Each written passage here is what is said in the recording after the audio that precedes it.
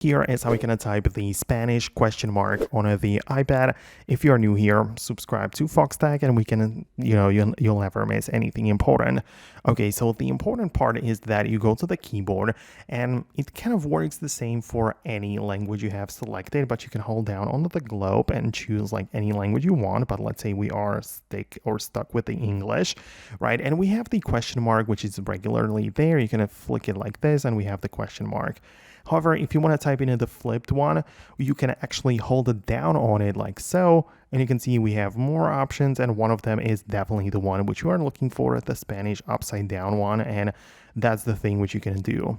Right? The same thing applies to the exclamation mark, which you can as well hold down on and click on the one which is flipped, and that's essentially another like Spanish character. In one of my videos, I also mentioned that you can also add like the specific Spanish keyboard to your iPad, but I don't feel like it does big of a difference in here. You can literally just do the same thing, right? Just hold down on it. But yeah, that's essentially it. That's how you can do it. I hope that I was able to be helpful with it. If you like this type of tutorials and if you found it helpful, hit the thumbs up, subscribe for more, and I'll see you later.